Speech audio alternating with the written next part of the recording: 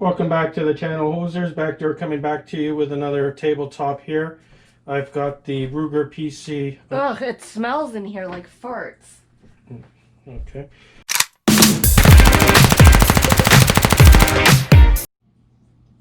Welcome back to the channel, Hosers. If you're anything like me and you do not wear the pants in your own house, and when your wife tells you you can't edit your own YouTube video, then hit that like button, hit that subscribe button, and show some support for Backdoor not getting any respect in his own home. What we've got here today is the Ruger PC9 carbine.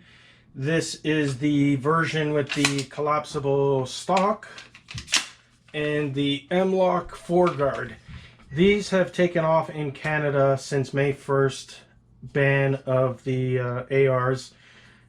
These are a nice little alternative that for some reason are still legal, and we can get them with 10 round magazines.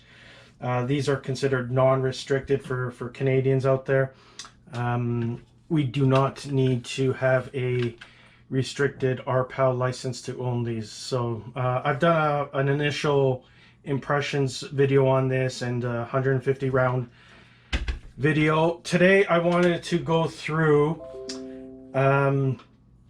the aspects of this that I can comment on now that I've got about 700-800 rounds through it.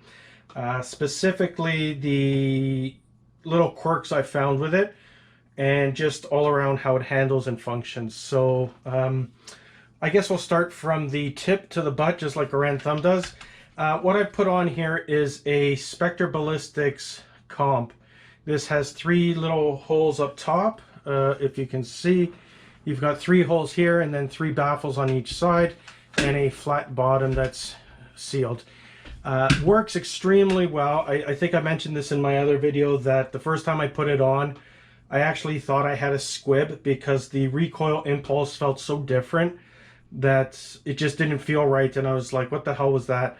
So this works really well. I know it's a 9mm and it doesn't have much rise at the best of times, but I just found that it really works well, so much so that I bought one for $223 for one of my bolt action rifles, and really enjoying it so far. It's only 60 bucks here in Canada. It's a Canadian company as well, so I'm really happy with that.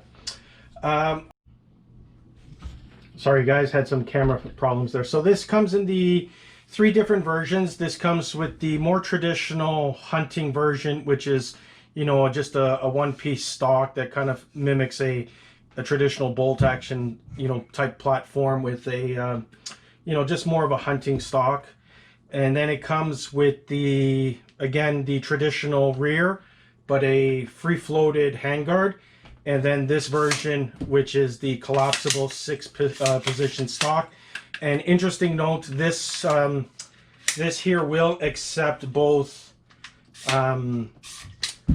So this here will accept both mil-spec and commercial. It's the way it's built with these like squared off. It actually takes both, so no worries there. You don't have to worry. If you buy a compatible AR stock, it will work. I've tested it and they fit just fine, which is a nice nice surprise for Canadians, because a lot of us rushed out to buy these in order to replace our ARs when they got banned. So again, features all the same on all 3 of them. You have the takedown feature. You lock the bolt back right here. There's a little knob. You push it up and twist, and the barrel comes out. So you could see it's a takedown, so you could pack this away nicely.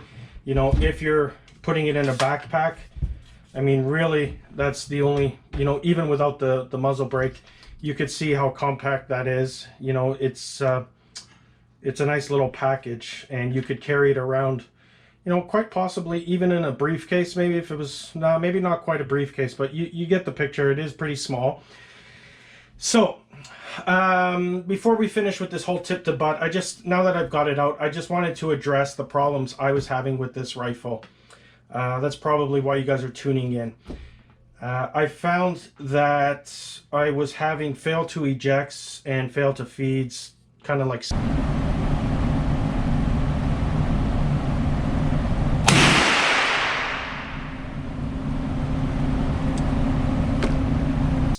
stove piping, and I couldn't figure out what it was. So, you know, I'd put a round in, shoot, and the round wouldn't fully eject, and the round coming up from the magazine would fail to feed, obviously, because there's still a round somewhat in there. So, you know, I tried a few things and couldn't figure it out. There's one thing you could try, which is when this is out, this knob here twists. So this is actually tightening the lockup of when it goes into the receiver. So what they've said to do is you tighten it such that, I'm not going to change mine just because mine is set up right as it is. But what you're going to do is you're going to tighten this knob here, just, you know, it goes left and right, and tighten it such that it won't close, okay? And then when it won't close, what you're going to do is you're going to loosen it just one at a time until you get that fit. And so as you're loosening it, the idea is that you loosen it just enough that it'll close. And then what you do is after you get it there, you just charge it hard. Don't baby it, just let it snap. And that'll lock this up properly and tightly. So that's the first thing that you're going to want to diagnose. The second issue, and this is probably the more common issue that everyone's going to have with this rifle, because this comes obviously with a Ruger magazine well. Well, you know, everyone and their mother is going to use the Glock mag well. So to put the Glock mag well in, is you have to take this screw and then this screw from the top, and basically you pull the whole thing out. There's a bunch of videos, I might even do one, but you put the mag well in, you tighten everything up, and you're good to go. Well, with this rifle, and again, I can only speak to my rifle, I can't speak to anyone else. I didn't see any people on YouTube having this issue. This screw right here, so right in front of the mag well, was coming loose. And, you know, I tightened it up. I use a torque wrench, so I was putting it to spec, but it kept coming loose. And so what's happening is this frame is coming off slightly from the receiver, and basically that was causing the fail to eject and fail to feeds. And, you know, I tighten it, and then, you know, maybe 50 rounds later was coming loose again. I suspect it was because I was using a soft transport bag, and I'm not the most gentle with my gear. So I think when I had it in my soft transport bag and I was throwing it around, it was working its way loose. I haven't resorted to Loctiting it just yet. I've just switched to a hard case, and so far it seems to be holding up perfectly. So let me just let you know that if you're having failed to eject or failed to feeds, check this screw right here. I bet you that'll solve most of your problems, because otherwise this is a pretty simple design. It's just a straight blowback, you know, nothing complicated about it. It's got a big heavy bolt carrier that, you know, the 9mm just blows it back. And then, so super reliable, super easy to maintain. I've only cleaned it once so far where I've actually taken it apart. The rest has just been squirting oil in there. So that's the one issue that I've come across. The other issue that I was going to say about it being quirky is I've put these extended charging handles. This is ambidextrous, by the way. And the extended mag release. And I find that this extended mag release, it's not so much that it sticks out too far, but it just seems to constantly be getting hit. And I don't know what it is. Like when I'm charging it, I'm just, you know, putting my hand sometimes when I go in front. Sometimes I go with the grip here, but sometimes I go here, and I just find that I'm hitting it.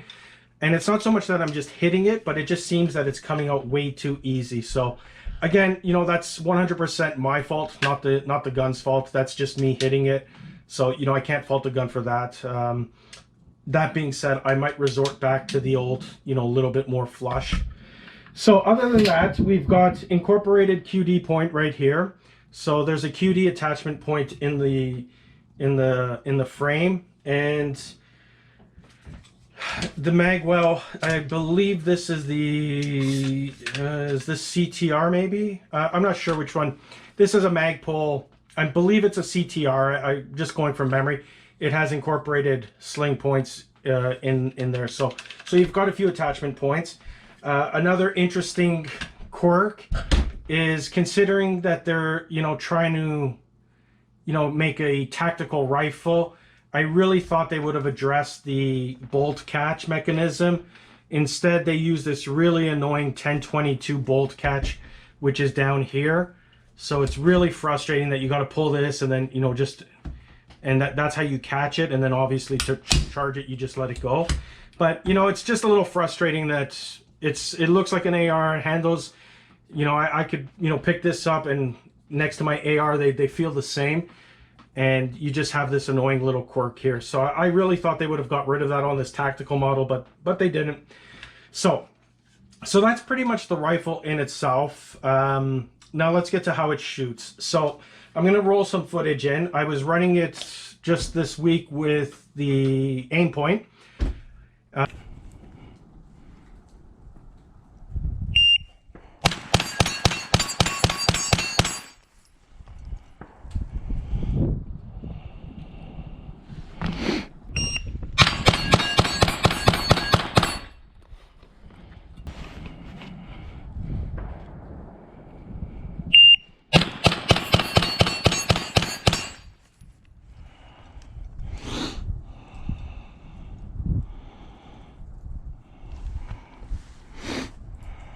That's the Aimpoint Pro Patrol Optic Ready, or Patrol Rifle Optic, something like that.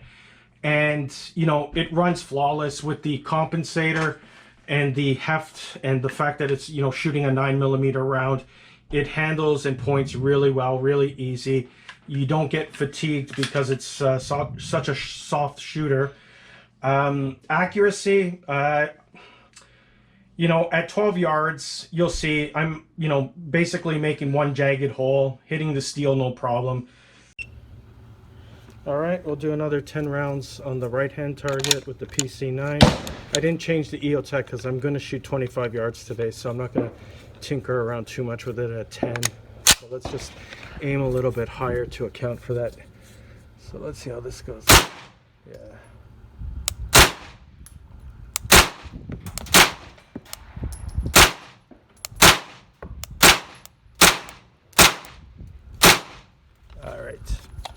At 25 yards off a bipod or a rest, you know, it's less than an inch group.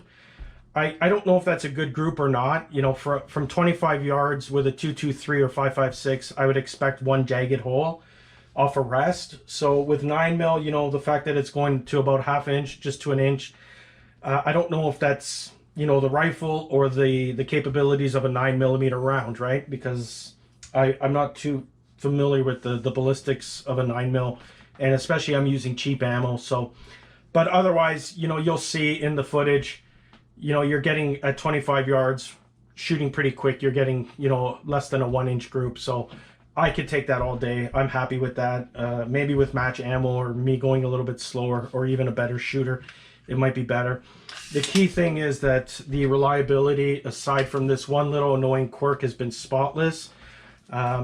No problems whatsoever. It works.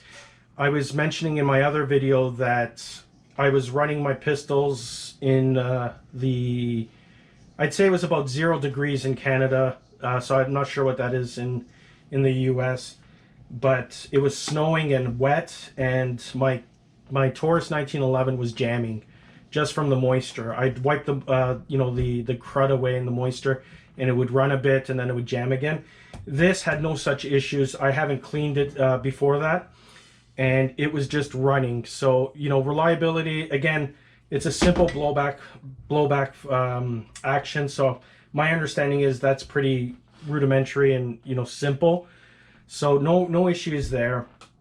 And other than that, guys, just enjoy the footage. I'd just like to report that, rest assured, this is a quality rifle. You know, it's a little bit pricey. They're running for $1,250 in Canada.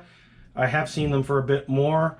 I don't know what they go for in the US. I almost kind of think that if you didn't care for the collapsible stock, you might be better served just going with the traditional model, which I've seen around Christmas time for as low as $6.99 in Canada. That is almost half price, and all you're really sacrificing is a free floated handguard and a collapsible stock. So everything else is the same. You know, you still get the Glock magwell capability. You still get the threaded barrel. You get the same barrel.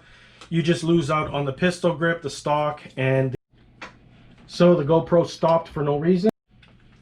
Let's try that a third time. The Go, P-R-O, managed to cut out because it has voice activation. But what I was saying is, you know, for half the price, all you're really sacrificing is the handguard, which has MLok capability, the pistol grip, and the carbine adjustable. So, you know,